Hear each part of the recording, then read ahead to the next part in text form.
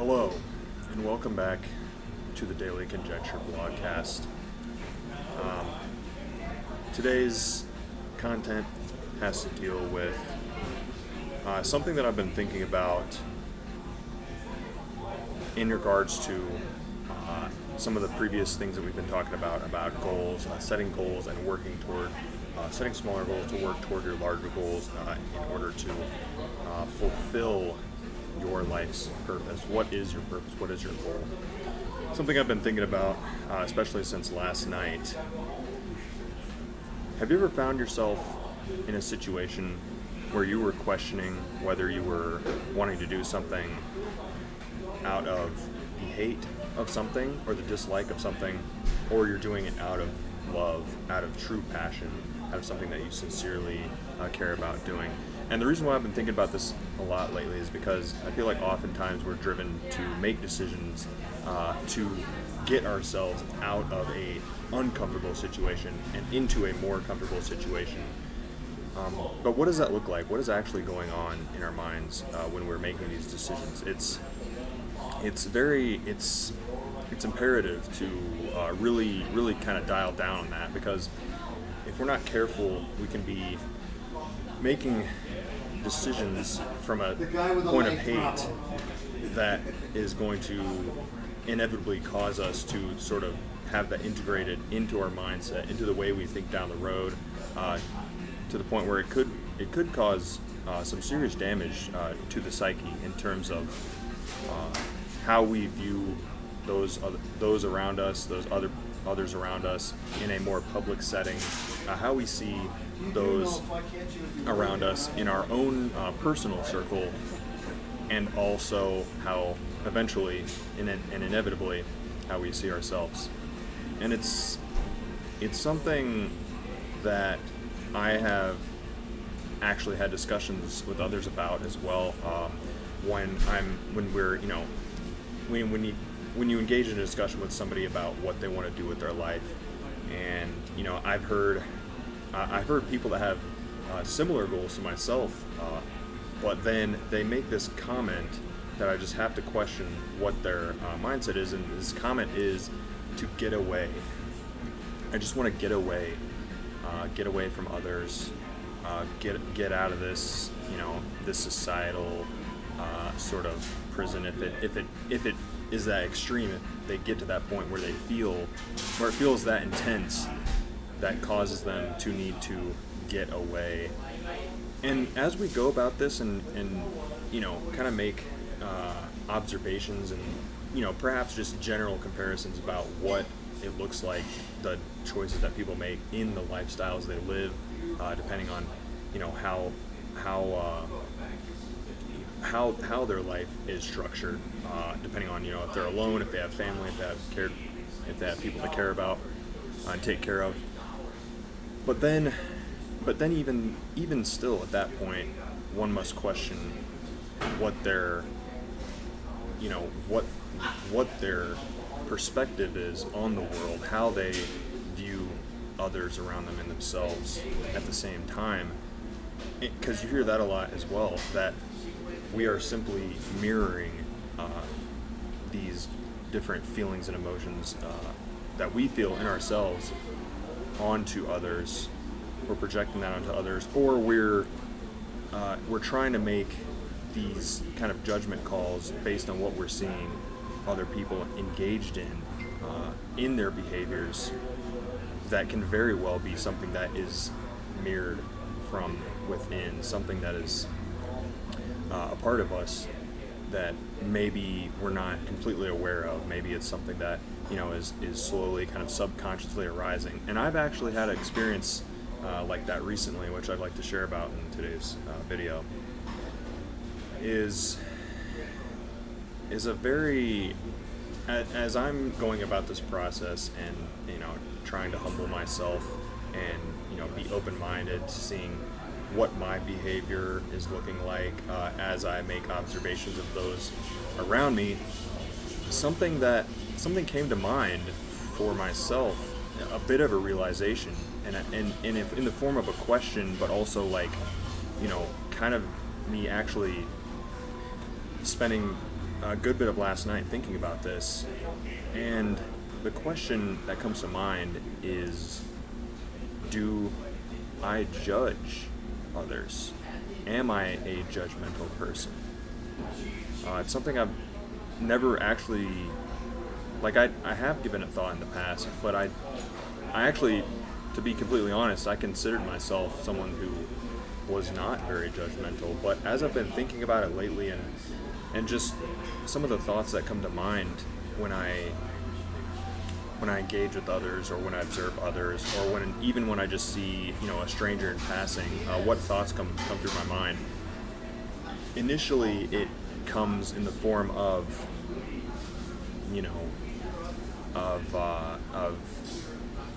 shock, or if I especially if I see a stranger and they're doing something or saying something or acting in a way that might surprise me, or that might be off-putting to me initially.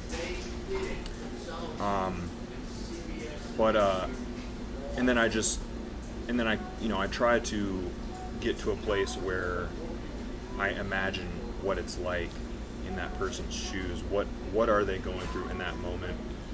What are they experiencing? What's causing them to make these decisions, to act in a certain way that I might be questioning of? But then, how deep does that really go? How far do I let those thoughts linger? How much do I let these thoughts expand, and what kind of path do I let that go down? And what conclusion do I come to? Do I end up having a judgmental thought toward that person at the end of this whole process of me trying to piece together what could be going on in that individual's life? On that note as well, if you have the opportunity to engage with others in a respectful way, you find the right approach to be able to engage, and simply just ask, what's going on? What's going on in your life? Do you mind if I ask what's going on? And you can find out a lot about people simply by engaging with them in conversation. And then at that point, you more or less just read whether or not they are open to sharing. Now, I would bet that a higher percentage of the time, people that you do see more audibly trying to vent, and those that are more vocal in their emotional distress are willing to engage in conversation. Again, it's something that you as an individual are just going to have to read. You're going to have to be discerning on that note to be able to figure out if it's something that will be worthwhile to both of you as individuals, as you are curious about this, as you engage with them. Just try to be mindful about your approach, your tone of voice. Make sure that you're being mindful, and it's not you're coming at them in an attacking kind of manner. Because I've done that before myself, which, of course, as you can imagine, does not produce the most positive results. So, going back to my initial inquiry for this video of the difference in doing things out of a position of hate or discontent versus having goals and doing things, going in a direction that is doing something out of passion or out of love, out of something that what I would consider to be more positive energy.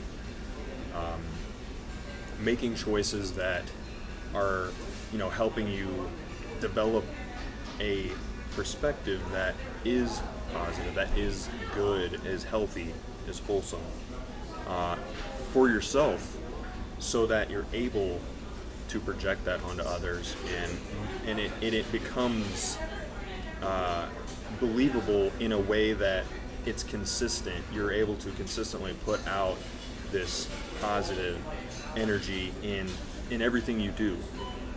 And depending on where you're at in your life, that absolutely may take some time to develop that and really be again just really be consistent and try to be mindful exactly how that looks. What does it look like? Or just for me doing this, I might go back to review some of the content that I've already made, see how I can improve. Again, for those of you watching, thank you. I'd love to be able to get feedback from you, to be able to help me push this forward and progress and improve upon this. But as I'm talking about these kind of two different ideas, doing something out of hate versus doing something out of love, and then of course questioning myself how I view others. Do I judge others?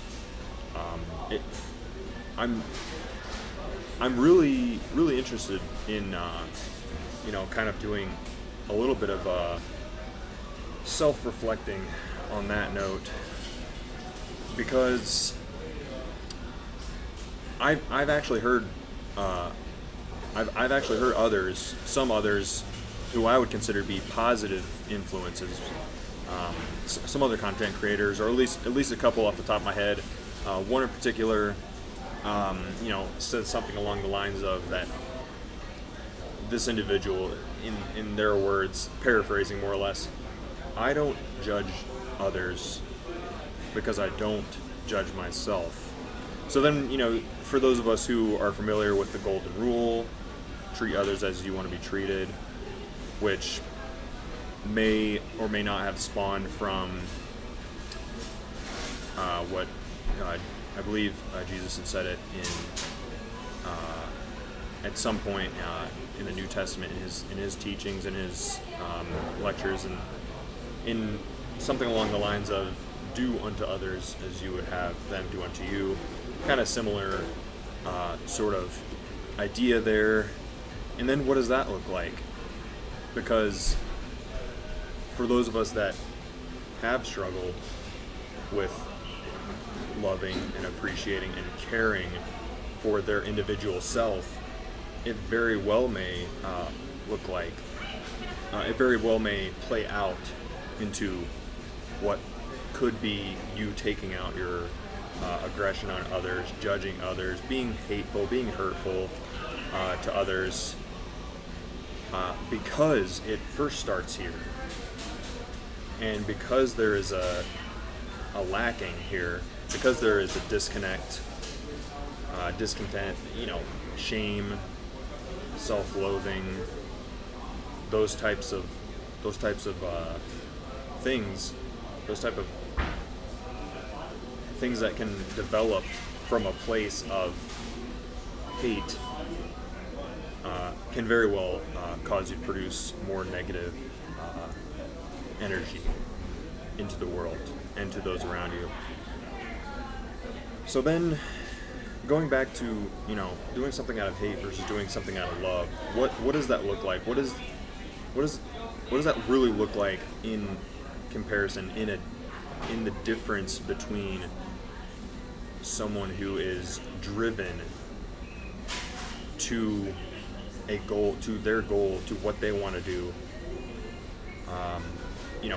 out of hate or discontent, such as perhaps an individual saying that they just want to get away, they want to run. What does that mean? Are they running from their problems? Perhaps. And I've been in those positions myself. Absolutely. So now, especially with the things that I want to do going forward, I'm trying to be very mindful of exactly what is behind these goals that I have. What's the motivation? And what does that look like as I manifest that? and how is that going to look as I'm moving forward in the things that I want to put out into the world? What does that look like in me producing the things that I will be doing? So all very good food for thought, and I'm very curious. If any of you have any thoughts on that, please leave a comment below. Be curious to know what your experiences are as well. But yeah, about having feelings of judgment toward others, is that something that can possibly be directly correlated to how I view myself, the thoughts and feelings that I have toward myself? All these kinds of thoughts I've been stewing over since last night, and I'm very curious to see how I can move forward and be while being very mindful about that and what that's going to look like for me to sort of improve on that, and just try to be very, very mindful of when those thoughts arise to, quickly avert them into a more positive manner. So I suppose, it depends on the situation, depends on, make sure your timing is right. And then of course the whole pick your battles, make sure you read the room, read the person that you want to engage with, and make sure it's going to be at least an opportunity that can produce as much positive outcome as possible. But I think especially in the climate that has developed within the last few years, just different social disorder, and just the whole discord in the minorities realm, in terms of different legislation and things that have been going on within recent years, different laws and legislation that they've been trying to pass toward specifically involving certain minority groups, that can cause a lot of friction, and it can cause a lot of disconnect, and it can absolutely be misconstrued by, perhaps by a more majority group, or even another minority group, or a specific individual who may have more power to be able to actually pass these legislations and enforce them and make it creates sort of like what some might think is like, this is an apparent rule, this is an apparent law, this is how they want things to be, this is how things should be, which may or may not actually be the case, can cause a lot of harm, especially things that are in a more drastic sort of measure. Of course, within the last few years, specifically with some of the universities in Canada, of them wanting to pass legislation that sort of conflicts with the First Amendment, with free speech. Now obviously I say the free speech that we have in the United States with the United States Constitution. I'm not as familiar with what their Constitution or what their how their laws are based off of in Canada, other than what I've seen some intellectuals and professors and legislative some of that demographic making comments on and making observations and engaging in debates about, but just in a general sense, thinking about how easy it can be to fall into this way of there's a problem, this is what we want to do to fix the problem, but then you still have to be aware of what possible aftermath there could be. I mean, even just in this country with certain, sort of discord, certain things that have happened within the last few years with different minority rights and kind of civil rights sort of involvement has caught and has absolutely caused chaos at some point to an extent in certain areas. Some places getting the brunt, far greater brunt of the damage than others, which is a shame. But again, it's this is a problem. This is our proposed solution. But then what's going to happen next, and how are we going to handle it and deal with it? Deal with the aftermath. I had to get some coffee. Which it actually makes me think of someone else who is renowned as being successful despite some of their failures that have been more notable in the past, but despite said failures has inevitably led to their success and actually caused them to really kind of break through and sort of gain the people's trust in that sense. And that individual is Elon Musk. And the comment that he made that I think about, especially with this conversation, is, again, paraphrasing, something along the lines of, all we do is solve problems, but if that's all we do, then what's the point? I mean, it'd probably be better, this is I believe this is in one of the talks that he had when in context with colonizing Mars, going to space, kind of investing in that technology and investing in that path, and kind of expanding upon that.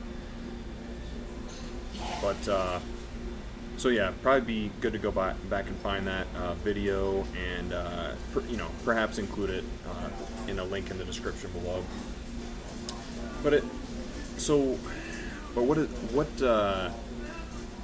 probably every maybe there are two types of people: the types that want to see, they just want to see the results, and then there are the more problem solver types who actively engage in that process of, this is a proposed problem, and this is my job to solve that problem. And then there might be a completely separate team that analyzes, an analysis team or something. They're gonna go and see the results. They'll be able to document everything and make a come to a reasonable conclusion about that, just based on those results. And I suppose it's like anything that you are going into in a kind of hypothesis or theorizing sort of manner, in which you propose a solution, and then you analyze the results, and then you might do that several times to kind of get an average of the results in order to make a more structured case, if you will. Then in that approach is absolutely ideal, I would say, in gathering as much information as you can to be able to make a more educated, informed conclusion. But I think when we're more focused on how, like, maybe there's two schools of thought here. Those that are more curious as to how it's actually affecting the people and how it's actually affecting their mind, and then the more sort of on demand in that moment. The problem solving, we just want to fix it. We just want things to be good. We want things to be productive. And I've actually heard that as well in the general sense, the difference between men and women, that men want to fix and women want to love, or perhaps men want to fix, they want to be productive, they want to do, they want to be hands-on, and they want to get to the next step, they want to see the results. The women, again, in a more general sense, tend to be more people-oriented, more engaged in seeing how it affects us in the instant, and perhaps in a more prolonged sense. So that'd be another interesting thing to look into as well.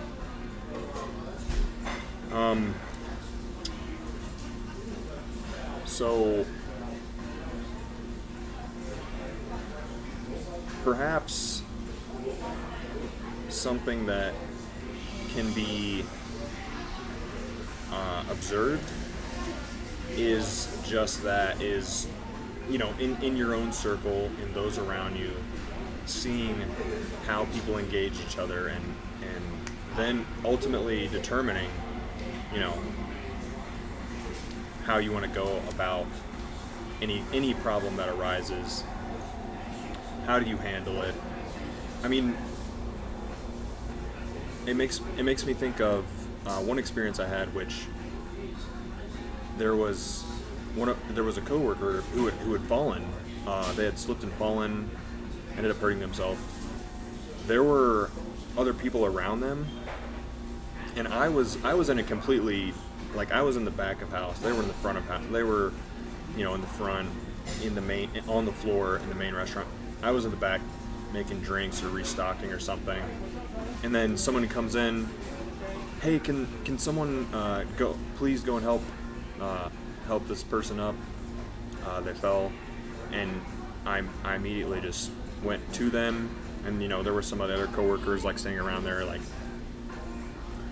and it wasn't until a week or so later that we started getting busy. It was a different day. We started getting busy, and we're just running around working hard, and then I'm trying to help some of my coworkers here and there as much as I can while I'm doing the things that I'm doing.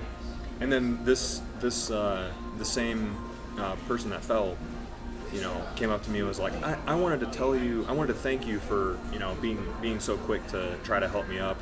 And there were some other coworkers that were just standing around, and I was like, yeah, absolutely. I mean, hey, that is absolutely that is what I believe as the way to behave. Act, don't react. And I even have some stuff prepared for probably what will be its own video, but is actually, I might have, it's probably on here, is are you quick to act or react? So I'd actually, it'd probably be good to do a whole separate piece on that. But just thinking about that question, are you quicker to act in a way that you're promoting or providing a solution in that kind of way, or at least you want to get to the bottom of it, you're going about it in a respectful manner? Are you quick to react and in a more conflicting situation, which can potentially escalate it and potentially cause more harm than good? And then in another, it might actually be in the same. Let me see if I can find it here. It might actually be in the same idea for its own video. Let's see where it's at. but it is essentially the. All right, I guess it would be another idea, but in the similar space as we're in right now, is the old saying that is, sometimes the worst action one can take is taking no action at all. Sometimes the worst thing you can do is do nothing, say nothing. That's actually been something that I've struggled with, that I would love to, as I go about this journey, I would love to be a force of good. But what does that look like? And how does the world perceive that as someone stepping in to right a wrong, to correct a situation, to de-escalate, right? When two people are engaged and there's no positive outcome happening, they're butting heads. Neither force is being productive, in which case it very well may require an arbitrary force, a third-party force, to engage, possibly break it up. That happened absolutely to me, a couple months ago,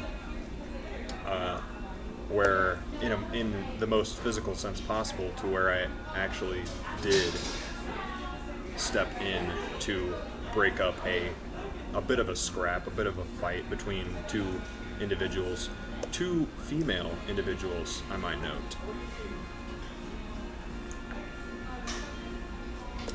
Not that matters a lot, but it's those moments are where you must choose what type of person do you want to be. What do you feel is important? Do you want to have input on this situation, on this moment? That I'm actually curious as well as to what goes through people's minds when they attempt to make things better and it might not play out in their favor. They might end up later down the road, being more avoided, or being considered as, maybe more of a kind of bigger and badder force, or just something that is abnormal, right?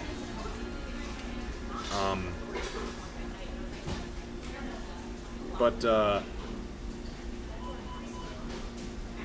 it's maybe it's one of those things where that's why there are minority groups, because it is so easy for a smaller group of individuals who have a collective belief or thought process or ideas that perhaps don't perfectly align with what the majority, what 80-90% of people believe, or what they're engaging in a more societal sort of sense. That doesn't mean it's wrong. It just means that perhaps you need to take a little bit more time and effort and put a little more thought into it, and increase your literacy and perhaps your knowledge on the topic, on the subject. Of course, that never helps. Get a little bit of context, ask some questions, see how things play out, especially when it comes to potentially stepping in to what could be two individuals' own sort of conflict. So again, that's where the pick your battles comes into play. Learning the right approach, having the right words, and just having that spirit about you to be helpful, to be productive, to see a positive outcome. what would that look like in today's world if more and more people engaged in that? Whatever kind of communities are out there that, you know, whether it be content creators making content here on YouTube, any kind of groups that are engaged in those types of thought process, I'd be very interested to know what's out there, to see what all like minds there are.